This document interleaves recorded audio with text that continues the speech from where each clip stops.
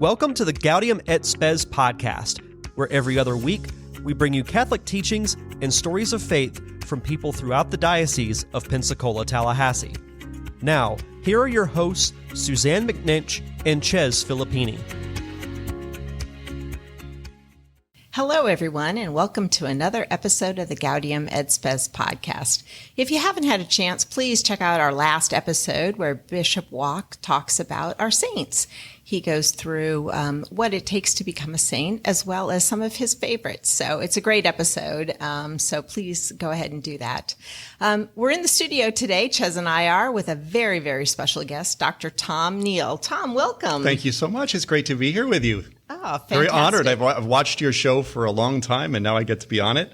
I'm so happy. Oh, terrific. One of the perks. It was part of the hiring package. That's true. It was listed. That's true, under benefits. We're super excited to have you. We're going to talk about all the things today, but we always start out with our first line from Gaudium et Spes, of which you know very well, which goes, the joys and the hopes, the griefs and anxieties of the men of this age, especially those who are poor or in any way afflicted. These are the joys and the hopes, the griefs and anxieties of the followers of Christ. So, Tom, a lot going on in life. Joys, hopes, griefs, anxieties, all the above? All of the above, yeah. The full life spectrum, indeed. It's been a full time in our life, transitioning from Louisiana to Pensacola, Florida, my wife and I. And I'm just ecstatic to be here now. This is, as you'll hear in the story I tell today, this is home for me. This diocese really has a deep sense of home for myself and my wife. So love being here. But yes, very busy. Excellent. Very good. Suzanne? Yeah, lots going on, but I just, want to bring awareness to the month of September as Suicide Awareness and Prevention Month. Mm-hmm. And I'm wearing my bracelets again this year in remembrance of that. And, it's something that's touched my life, and I know it touches many people's lives. So, just be aware of the mental state of those that you love, those that you are around, and please do whatever you can to help people out. Sometimes it's just a kind word, a smile, or just pulling somebody in and saying, I'm here to listen. What can I do for you? And so it's just, a lot of people are battling with a lot of different things. And so I just, it's just something that I'm very aware of. And I appreciate everybody who's taking care of one another. Yeah. I appreciate you saying that. Life is not getting less complicated and easier for most people, it seems like these days. Yep. So it's good to mention things, and plenty of resources out there. Yeah. Man, what's going on? It's September. We're full swing 3-sport kid season, and we've become, in the world of anxiety, I said this is into the anxiety category. We've become what we vowed we never said we would become, which is shuttling kids constantly from thing to thing to thing to thing, and not eating dinner until like 6:30 at night. And it's just like the weight and the gravity of society just like sucking us in. And it's fun. But, it's so fun. You can't deny it. The most fun this year, I think I mentioned before in a previous episode, but Lucia, my oldest, is now a middle school cheerleader for Sacred Heart Cathedral School, which is completely bizarre if you know Lucia at all. But it's super fun to watch her out there doing that. But yeah. The gas tank is dwindling quicker than ever before, and we're just riding the wave, of the fall sport craziness. So, but yeah. Well, I love it. Yeah, things are good. Very good. We got so much to get into. Yes. We do. I know. Well, Dr. Neal. So, first, I didn't even mention in the get-go, but you are the Chief of Evangelization and Mission Engagement. I am. That's a big title. It's a big title, and I've never been a chief in my entire life, so I finally have the title of chief. All right. Never imagined it. And when the bishop first gave me the title, when he was proposing this position to me, I like acronyms, so I looked at the acronym, and I see that what it says is "See Me." I thought, what trick is this job? Right. This is what this job has become. Like, everyone who has something they need, they come to me. Yes. It's like to see me. So, but it's the beauty of it, right? Is the Chief of Evangelization and Mission Engagement. This is the heart of everything the church does. Mm-hmm. There's nothing else the church exists for. Pope Paul VI said that the church exists to evangelize, to make known the gospel. And so in some ways, I'm tasked with the very terrifying and wonderful responsibility of helping the church in this diocese, in this area, to keep focused on that, to empower the parishes and schools and ministries and people of God to keep that in focus always. So so see me is in some ways appropriate, although I don't want that to happen literally. Absolutely. Thumbs So up. This is located on the first floor. Yes. yeah. Chez is my administrative assistant, so just call him. Just appointed him. I was just demoted, everybody. Because I'm a chief. Live on he's the not. podcast. Yeah, so so. I have a lot of power. Well, I mean, but Tom, you didn't just get here No, that's true. out of just, let's choose him to come here. Yes. No. You've got quite a long background and Sure. experience and everything else that kind of led to it. So let's let everybody learn a little bit more about you. Sure. So where did you grow up, and kind of what was life like for you, and kind of take us on that journey if you Sure. don't mind. No, thank you for asking. It's rare that I ever get on anything to talk about myself. So this is it's both a wonderful opportunity and also very kind of humbling to talk about me. But my story is a story of a lot of people. So I was born in East Providence, Rhode Island. Rumford, Rhode Island is where my home was, and grew up there until I was 6 years old. And to this day, one of my favorite places in the United States is Rhode Island, is Narragantset Bay. If you've ever been there, it's just a beautiful place. And so I grew up there. My mom and dad, and I have four siblings. My fifth sibling, sister, who was just younger than me, died when she was 3 days old. So I never got to know her. But we lived there, and all my siblings were older than me, so I was the youngest in the family. And when I was 6, we moved from Providence to Massachusetts, to a town called Southbridge, which is in central Massachusetts. My dad got a job up there, and we lived there from when I was just going into first grade until I left for college. Okay. That's where I grew up. So, I went to public school, to Catholic school, and into Episcopalian school. 3 different schools: a boarding school, Episcopalian boarding school, public school, and Catholic school. So I had a kind of a wide variety of experiences of education. And I grew up, there's a lot of things I could say about it. I grew up, one of the things that characterized my own childhood was my love for nature. I loved the outdoor world. When I was a child, I kind of oscillated between wanting to be an entomologist, study bugs the rest of my life. I met an entomologist, by the way, about 8 years ago up in northern Louisiana, and I said, "Oh, it's amazing! You got your degree in bugs. What do you do?" He says, "I kill them." That's where the money is. Guess I'm glad I didn't go into bugs.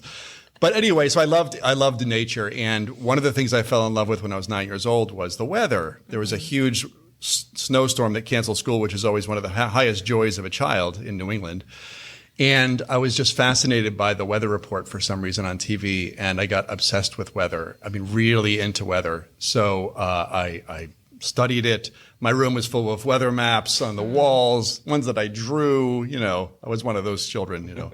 I loved it, and I wanted to be a meteorologist. So this is what led me to Florida. I came to Florida State University because many people may not know that Florida State, at least in the middle 80s, although today I know it still does, had one of the best meteorology schools in the United States. Okay. UCLA and FSU had the two kind of top, and one of the professors there, the late Dr. Jim O'Brien, who was the one who was instrumental in kind of discovering, I guess you could say, the La Nina effect and the El Nino effect, those two effects that right now we have an El Nino right now that's starting to build, and it's going to have defining weather impacts this winter. I went down there to interview with him, and I remember the conversation. I was incredibly nervous as a high school senior interviewing for the department, and I got in. And I went to the School of Meteorology at FSU. Wow. And so that's what brought me to Florida State. The two things, well, that brought me, but also I found out it was the number one party school in the United States, and UCLA was not. So that was the other thing that brought me. So during my middle school years into my high school years, and just a little before my middle school years, my parents had also divorced, and this was another defining part of my life. My family life growing up was a kind of a difficult home life growing up. So there was a lot of effects that had on me that ended up becoming part of my whole life story, kind of working through those, especially being the only child at home when my parents split. And their split when I was there was a very very hard and right there. I witnessed the worst of it right in front of me. And it had really deep effects. And one of the effects it had on me is I rejected my faith because I connected faith to that, right? It was all wrapped up in it. So by the time I got into high school, I could say that I hated the Catholic Church. I hated my faith, and I wanted nothing to do with it. That was, very deeply ingrained in me. And a lot of angry teenagers out there, angry because of things that happen, and I was one of those. So when I went to Florida State University, I was very happy because I was away from my mother, who used to make me go to church with her, and I hated it. And I was finally free. I didn't have to ever go again. It was a wonderful feeling at the time. I was just liberated. So there I was at Florida State University, and beginning my studies and living a life that was not consistent with A's. Let's just say, with a good grade point average. 2.0 and go, baby. Yes. No, it was one of those stories that happens a lot. And so my first year there was a tough year, kind of adjusting, not knowing what to do with my freedom, how to handle all of that, and being disconnected from my faith. So this man, a young man named Chris Wade, who was in my English class, and I became friends with my first semester. We befriended each other. We got along really well. We both lifted weights, so we would walk to Gold's Gym every day together and work out together and kept each other accountable. And I didn't know that he was an evangelical Christian and that he belonged to Campus Crusade for Christ. He was very on the DL about that. He didn't talk about his faith explicitly. But I knew there were things about him that were different than me. But he had no problem hanging out with me, even though I was very different than him.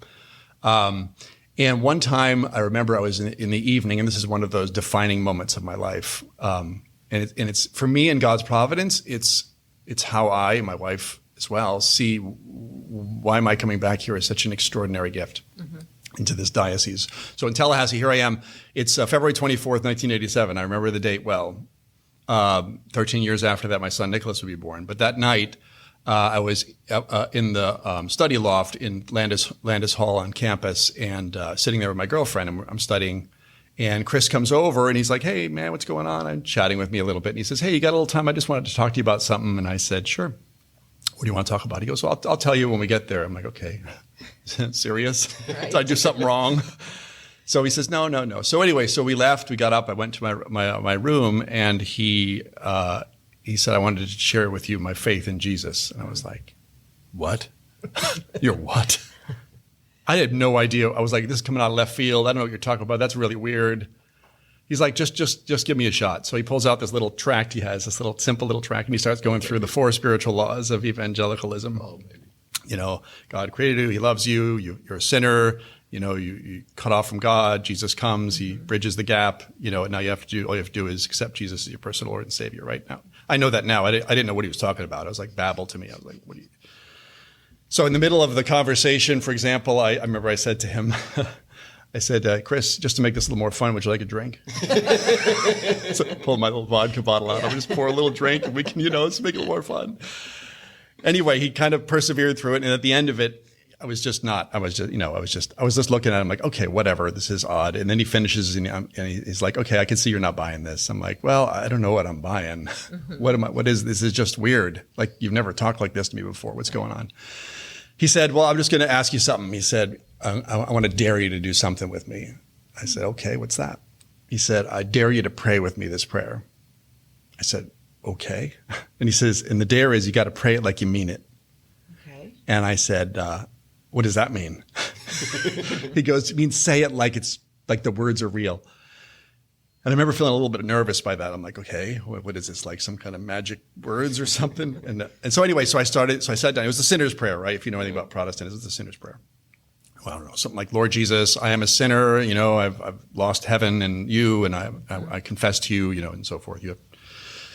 So I remember I was praying the words with him, kind of awkwardly praying them. And then as we come to the end of the prayer, which wasn't very long, I remember just honestly feeling this thing inside of me, like this extraordinary force of power inside of me that was extremely disconcerting, and like, what's happening kind of thing. So I remember we finished, and I said to him, "Okay," I said, "Chris, you got to go, man. Okay, I'm gonna be alone now. Goodbye." Right. You got to leave. So he left, closed the door. And to make a long story short, in that room, in that time, in that night alone, Christ, I'll use the word, revealed himself to me in that room and shook me to the core of my being. Shook me to the core of my being. Yeah, and I didn't know what to do. I'd never had anything like this in my life ever happen to me. And so I don't know how long it lasted. And when it was over, I remember standing up, and I remember saying the words, "I will never be the same again." I remember said those words. And so I knew I had to do two things right away. I was like, there's two things I felt compelled to do immediately. One of them was I pulled my Absolute vodka bottle out of the drawer. I opened the window, and down there was this big trash bin. I was on the third floor, and I tossed it down into the trash bin. That was my first act, because I knew I had to stop. And then the second thing I knew I had to do is I had to stop using vulgar language, because I had a very foul mouth, very foul mouth. And I knew it. And I couldn't tell you why, but I knew I couldn't. So anyway, so that set me on this journey over the next days and week of just like, and I told my girlfriend, she's like, "Okay, you have lost your mind, you know." I'm like, maybe I have. And so the next week, I didn't know what to do. I went to the Campus Crusade. Chris brought me with him. I met the guy. They're trying to, they're bringing me into the group. I'm like, oh, these are the people that, introduced me to this, and maybe they can help me out. And so I met with them. And then one day on the weekend after, I decided, you know what? I was raised Catholic. I wonder if there's a Catholic church. And I look up, and sure enough, right across the street is the co-cathedral of St. Thomas More. Very well placed. Yes. So I walk over there, and I go into the parking lot. And we may never get out of this story, by the way. This is longer than I thought. Keep it rolling. Yes. So I walked into the parking lot of the church, and who is outside in the parking lot? It was a Saturday, so the church offices are closed. Is a man named Joe O'Neal. And if anyone knows St. Thomas More and has lived there or worked, been in that parish for any length of time, they know Joe and Joan O'Neal were like the saint couple of St. Thomas More. Okay. And they both died in the last number of years ago. Anyway, Joe O'Neal just happened to be in the charismatic renewal and in the Bread of Life prayer group, which was a charismatic prayer group at St. Thomas More. So at this, I'm so taken apart by this experience that I'm raw. So I go up there, and he's like, "Hey, can I help you?" I'm like, "Yeah, I saw Jesus." And I don't know what to do. And Joe, if you ever met Joe is very calm. He's like, "I know exactly how to help you." Because he's a charismatic, right? So he's used to these extraordinary experiences of the Spirit. I mean, he had this very kind of grandfatherly calmness. He's like, "Don't worry. It's going to be fine. Let's just go over here. We're going to pray. I'm going to pray with you for a little bit, and then I'm going to connect you with one of the priests here." And he connected me with Father Roy Marion, the first priest I ever connected with there after this experience. And Father Roy, by the way, had hair down to here back then. We got a little bit of his eccentric past in our episode. Oh, he's so cool. He was, yes. Anyway, so he sat me in his office, and he listened to me share the story, and he began to help me contextualize it in the faith, like how this fits, and then what to do with it, right? Because I didn't know what to do with it. So what to do with it? How do you harness this experience for a lifetime now? And that was my math is terrible, 36 years ago, I think. 36 years later, right? I'm still harnessing that moment. That moment has defined my entire life. Wow. Without exception, like every waking moment of my life, that moment is present in my head, in me. So that was the launching moment, and then there's a story that emanates from that. From there, kind of what do I do with this and the degree, and then I got I want to study the faith now. I've never wanted to study the faith in my life, so I took a class at Florida State in fall of 1987 in the religion department, a New Testament, and thank God I had a guy who actually believed in God who taught the course, which was wonderful. Seriously at the time, but he was a great scholar.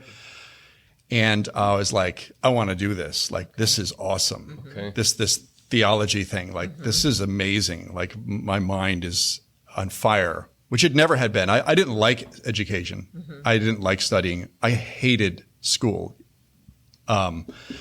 which is why I never became a meteorologist. As soon as I got into calculus and trigonometry and pre-calculus and physics. Yes, I realized that was not. But this opened up in me a love for learning I'd never had before. And it set me on a quest that we define theology as faith seeking understanding. And the Latin word for that is querens, which means questing after understanding. Like seeking is just a little bit too passive. Like it's like chasing after understanding. And like your mind, when faith gets into your intellect, it just sets it on fire and it makes it want to know, to ask questions, to dig deeper, to go broader. It's never satisfied. And that's what happened. And it set me on this journey, which eventually led me to get my degree in theology, my PhD at Florida State back years later. Right. Master's degree in a Catholic university, and then Florida State PhD, and then working for the church. Wow. Now, did you, at any stage of this process, did you ever discern the priesthood? I did. Okay. Yes, I discerned. I did. I explored the priesthood, and I entered seminary for a few years for the Diocese of Norwich, Connecticut, which is right next to where Southbridge is, Southbridge, Massachusetts, at Mount St. Mary's University, which was Mount St. Mary's Seminary when I was there.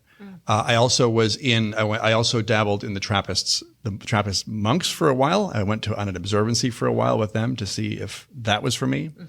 And after giving both, as my dad would say, a yeoman's try, giving both of them a real shot at looking at it, I realized that call was not to priesthood or monastic life. It was to be a layman who taught the faith.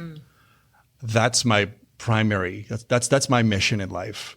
Is to be a layman in the world who teaches the faith from within the lay experience. And that's what ended up, kind of catching fire in me. And then eventually calling me to marriage with Patty, which is a beautiful, wonderful story in itself. My favorite human being on the face of the earth, my wife. Yep. Followed by my children. I did explore them. And the best gift that my years in seminary and that the brief time I spent with the monastery in Spencer, Massachusetts, St. Joseph's Abbey, was that it showed me what it means to be a human being and how to be a man and how to be a father. Those things that in my growing up, and I don't blame my parents. My parents had their own stuff going on and their own suffering, but I didn't receive.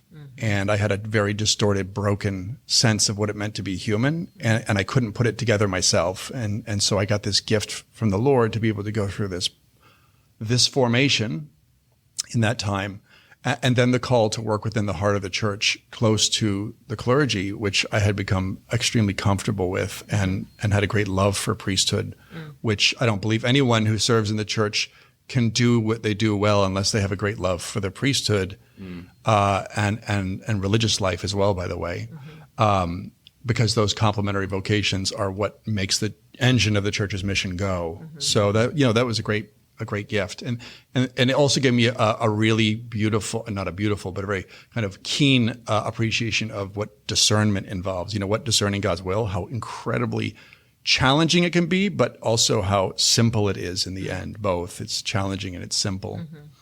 But yes, the answer is yes. Okay.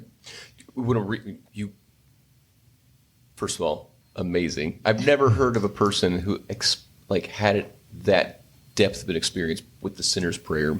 This foundational reality in American, and also not American, but American Protestant life, where it's just, if we think Catholics have rote prayers or rote experiences, this is kind of an equivalent one for a lot of people. Yes. But it is. The Lord was like, I'm just going to smack that door right open and take the opportunity, which is incredible. That's very true. And I'll say too that I have a real love for the ecumenical movement between Protestants, Orthodox, and Catholics. And my father is Orthodox, by the way, so I grew up in an Orthodox and Catholic kind of experience in my later years, particularly. But what it gave me an appreciation of is that the healing of the body of Christ comes about not by what we do, but how Christ works through all members of the body toward each other, right? So how did I return to my own Catholic faith? Right. It was through a Protestant Christian, right? That brought me back, and that's a gift that they gave me, and then I can come back now with the riches of my own faith added to what they gave me. And by the way, what he gave me too was, here I am, chief of evangelization, and God has brought me back to the diocese where I can pay forward what this young man did for me. He evangelized me at great risk. He knew I'd ridicule him, which I did.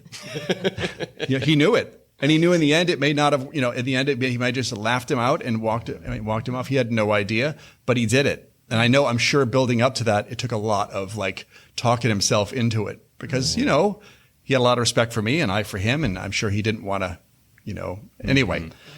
Yeah. So interesting. Yeah. So much of your reputation in this diocese and across many other places is built on exactly what you said, this lay man teaching the faith. And you've done it in a variety of contexts now. So Sure. Back at the Co-Cathedral, and then at Florida State, a secular university. Sure. Then you went right off the deep end and started teaching seminarians. And so just three wildly different places as a layperson to navigate and try and more or less, as you're allowed to do, maybe as a secular professor, to bring the Lord to people and stuff. So I don't know if you can reflect on those experiences and what it's been like. Yeah, that's a great perspective, but I thank you for asking it that way. So the parish experience, yes. I mean, so in 1995, Monsignor Tugwell, Michael Tugwell, whom I adore, what a great human and priest, hired me on for the most appropriate job for a guy with a master's in theology, which was the maintenance man at St. Thomas More Co-Cathedral. It was my favorite job. It was the simplest job I've ever had in my life, worrying about light bulbs and Nealers and repairing plumbing and things like that. And I got to work with Michael Pearson, who's also like the St. Joseph of my life, and be mentored and apprenticed by him. Anyway, so I worked there, and I started working in the parish as a maintenance man. But then Father Tugwell was waiting for the opportunity to hire me on in faith formation, and eventually made me adult faith formation director. So I did that most consistently between 1996 and 2008 when I left. Those years I worked in the parish there. And those were great years. I mean, those were formative years. I learned how to teach there. Those are my kind of the training ground for my teaching. Falling in love with catechesis of the people, with the RCIA, process, working with the students, and working with marriage preparation programs. I mean, there's a whole variety. The Co-Cathedral is just kind of this amazing coming together of the state legislative stuff and being involved in that, and then. So I loved my work there at the parish, and the parish, the parish is really where the church is family on the ground in the concrete way, right? Every parish is a local family of God gathered around Christ and his priest in the Eucharist celebration. I love the word for parish in Greek. Comes from two Greek words, para oikos, which means a mobile home. Isn't that marvelous? Yes. That's what a parish is. It's a mobile home. It's paradise come down here, and it moves around for a while, and then it waits for our home away from home to return us back to where we belong. So parishes are supposed to be a taste of heaven as home, right? Where God, when he dwells among his people as Father, we feel like we're in his home, in his place. And we act like family. We act like family. And of course, Jesus gives us the parable of the prodigal son to show us what family actually looks like. And as a priest, confessor once said to me, I want you to meditate on the fact that in the prodigal son story, the father is God, and he has 100% failure rate with his children. Because both his sons reject him. So anyway, you feel better then. I feel better about dysfunctional families, creating them and coming from them. So, So I love the fact that parishes become these places of community of family, and being able to be part of helping to build that. It's a tremendous gift. University, Florida State University. I was 6 years there, studying as a student, and then teaching a class for 5 years called Christian Tradition, which was my immersion into academic teaching, which was really interesting experience trying to learn how to teach not as a person of faith. I can't say, as we believe. You can't say that anymore, when you're at a secular university. So, but I loved my time there because I got my master's degree in a Catholic university, systematic theology, and immersed deeply in our tradition, which is the foundation I had, thank God. But then I went into a department that was secular, meaning that the perspective was not to look at religion or faith as an insider, but as an outsider who examines from an historical, sociological, phenomenological perspective how this whole thing works, how it functions in a larger kind of historical context and societies and culture and all of that. It just gave you a whole new expansive perspective. And it was not, atheistic in its approach, right? Per se, you may have had professors that had an edge here or there, but it was just another way of looking at it, and it really stretched me. And it was really helpful because in order to speak the faith to a post-Christian world, you have to be able to take an outsider's perspective. Yeah. You have to see what Christianity looks like from the outside, not just from the inside. If you're only in the bubble all the time and you're trying to speak to people outside the bubble, there's no possibility of communicating and translating the languages. So it forced me to learn how to translate languages. Of insider and outsider, and it's very humbling. Like, these are brilliant people in this department, my fellow students. I go in there, I'm like, yeah, I know the faith. I'm going to, apologetics. I'm going to let them know Catholic Church. And I'm like, oh my gosh, there's a lot for me to learn, man. Yeah. I learned a lot and met some of the greatest friends of my life. Father Dustin Fedden, during that time there, was getting a degree at the same time. Dr. Sonia Cronin, Dr. Christy Flanagan, these three people that became tremendous friends during that time, and then great faculty members, Anyway, so that was wonderful, and it helped me to learn how to share the faith among people who were not people who shared my faith, most of them, and very few, I'll say, were hostile. Most of them were, I'd say, puzzled. Like, do you really believe this? I want to understand. Like, I just don't understand why you would believe this. You. Yeah, so it becomes a really interesting question when most of them are genuinely interested in the answer, not in refuting it. Mm-hmm. And it taught me what dialogue is, when you genuinely learn how to think through each other and not just at each other to try and prove a point. So those were great skills I learned there, and I took a lot away from that. And then lastly, seminary. Yes, that was an extraordinary experience. What a privilege. I mean, it was a privilege, 11 years. So I spent altogether in parish ministry, I spent 21 years altogether, including my time in Iowa. I spent 6 years in university experience and then 11 years in seminary experience. So I've had, those three. And I was a professor at Notre Dame Seminary, professor of spiritual theology. I was hired and I was asked to start a lay ministry institute there that grants degrees and certifications to lay people for ministry. So that was my first thing I had to do. And that was wonderful because my passion for the lay vocation and the priesthood both together in a seminary. Right. I was academic dean, which is why my hair is white. For 5.5 years, that was the most stressful job of my entire life, but certainly a wonderful experience.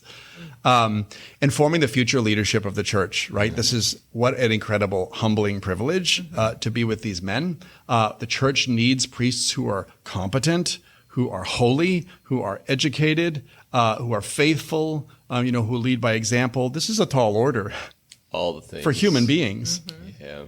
I remember there's a document on priestly formation called Pastoris Daba Vobis, which means I will give them shepherds.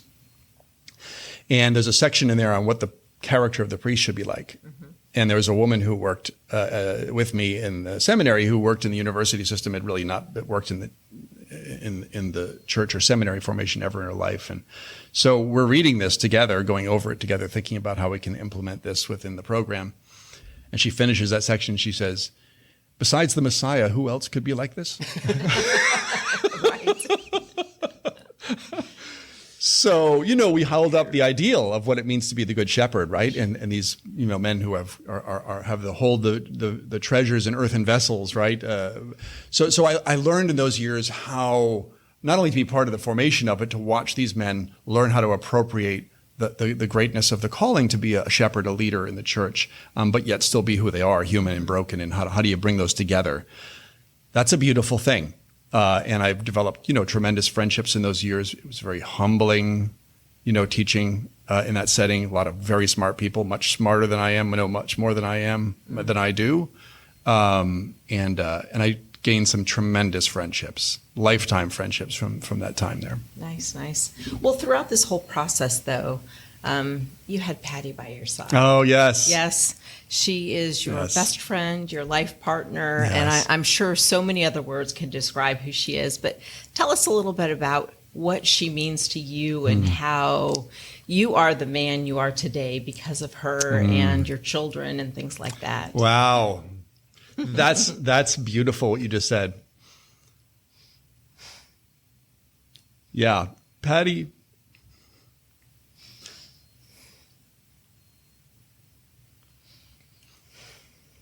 Yeah, Patty has shaped me into who I am in so many ways. My grandfather, who I loved so much, my father's father, I called him Pop. He died when he was almost a week shy of 100 years old. Amazing human being. He once wrote a letter to me when our first son was born. He wrote me 26 letters, handwritten letters over 10 years, some of them 45 pages long, of advice for life. And one of them was on parenting when our first son was born. And in there he said, when your son is born, don't let anyone tell you that you become a father just because he's born. You don't. He says, your son will rip fatherhood out of you. With every cry, with every smile, with every success, with every tragedy, it will tear out of you something you would never be without your son. And I'd say that of Patty. That's what Patty has brought out of me, things that I would never have allowed to come out of me without her calling them from me, because she loves me and because she knows I'm capable of more than my fear allows me to go into without her being there. And, she doesn't just a person who tells me and coaches me. She's there with me all the time. The greatest thing that God ever says to anyone in Scripture is, I will be with you always. Mm-hmm. That's it. Sometimes that's all you get. You don't get, everything's going to be great. Everything is awesome. It's not going to happen. But what you do get is, I will be with you always. And that's what your spouse is. That's what a sacrament is. That's why she is a sacrament to me. She is a sacrament of that. Now, she's not perfect. I'm not perfect. That's not the way it works. Mm-hmm. But she has been there for me. And she has called us. I'll use one anecdote because I could go on forever about this beautiful woman. She sings, by the way. She's a music director at St. Thomas More for many, many years. She said before she met me, she used to say to people, if any man ever marries me, he will get to know me best by watching me sing in the Mass. That's how he'll know who I am. Sheesh. And that's true. You see something come out of her in that that's not present anywhere else in her life. Anyway, but this anecdote will make the point about how she's helped shape me and how much I love this woman. So when I was getting my PhD, I had written my first draft of my dissertation, and it was about 145 pages, the first draft. And I submitted it, and my spiritual director, my dissertation, programmed I am in the bubble. My dissertation director, read it, and then what he did was he sent it out to a bunch of grad students and had them read it, and then we had a session, which was like the Colosseum.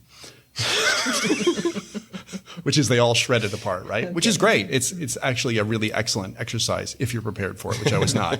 I did not know that this was going to be like this.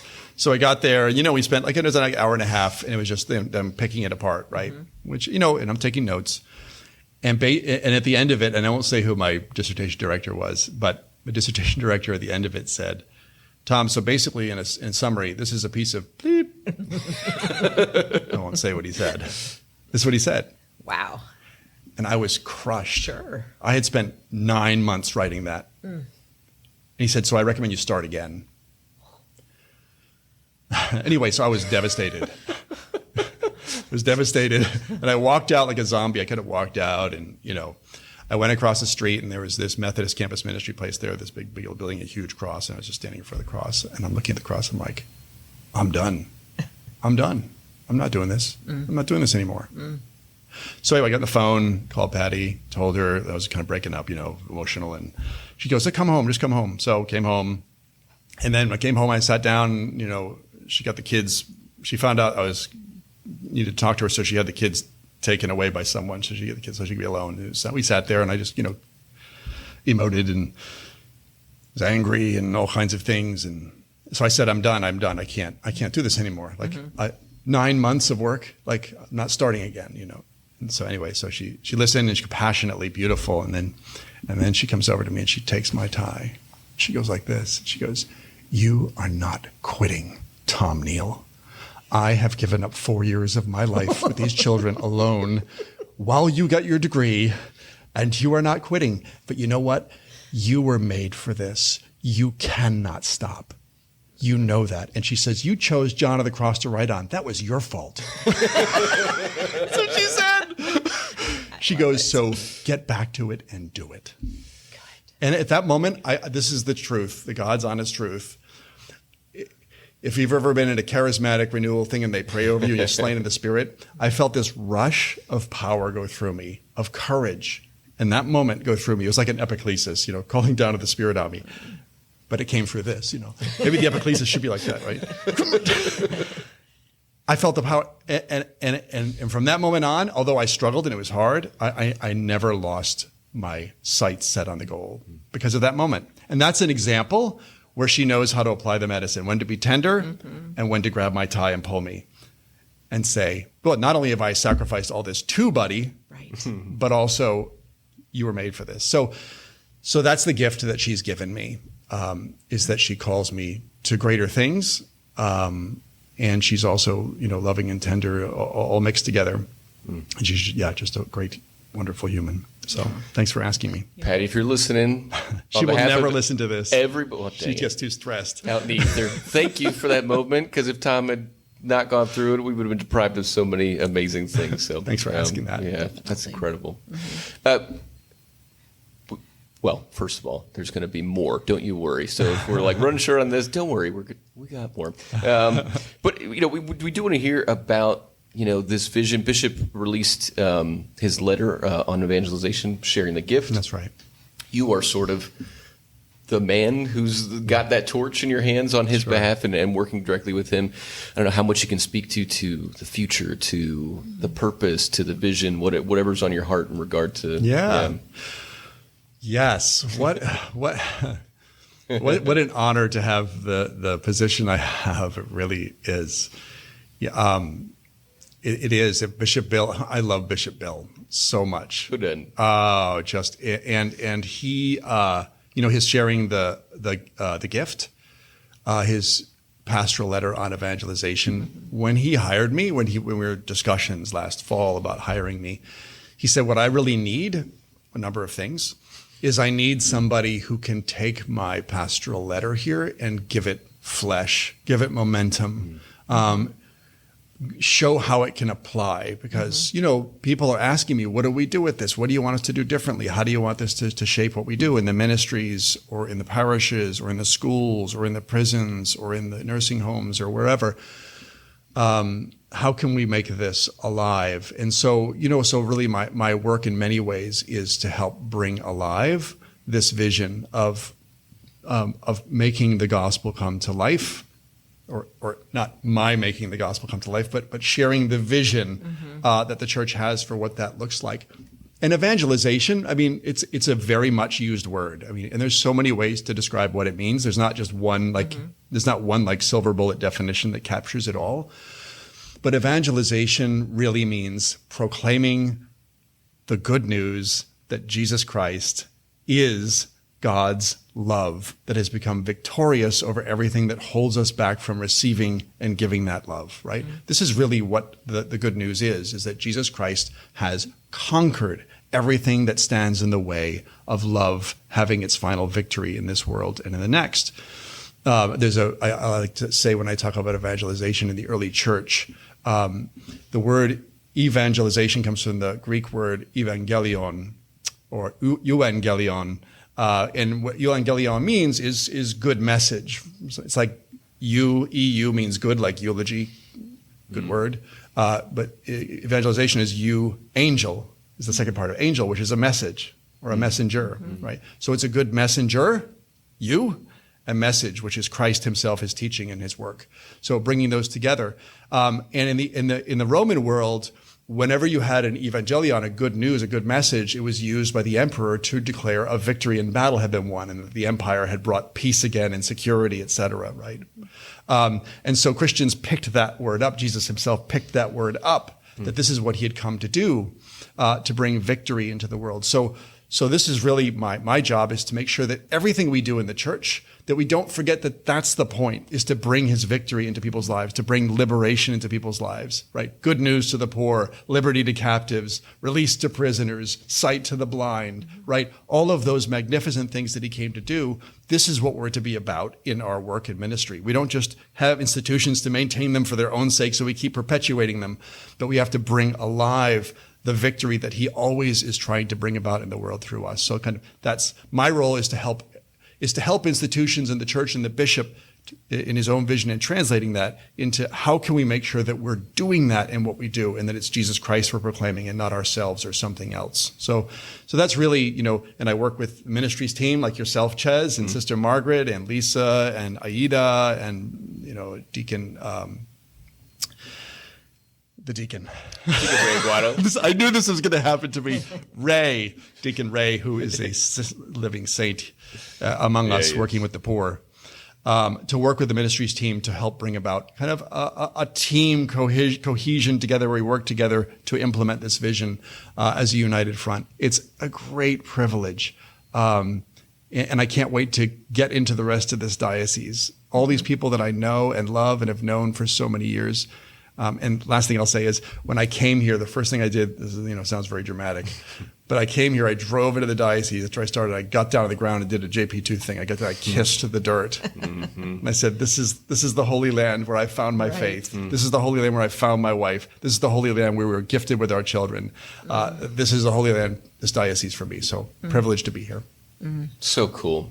It is. I mean, as you talk, Tom and Susanne, we've listened to a lot of guests and stuff, and we've had some amazing. But yeah, this essence of evangelization and kind of what it means, like when you meet somebody like you, and you can kind of like hear and sense in some instance like the work of God in someone's life. It's like, oh, that's what that's what it is to be an evangelical person, is like that infleshment of everything we talk about that just gets passed down in weird situations, such as in a study hall above Landis. Yes. Very, very, very unlikely place for things to happen like that. Or in a completely normal situation, like a church or an adoration chapel or something like that. Yeah. Or at a convention center, you name it. So we appreciate it. We're looking so forward to just this fire continuing to emanate, however bright it gets in various doses. Absolutely. So, thanks for Tom, thank you for coming back home. Yes. Yeah, man. Thank you for saying And that. thank you for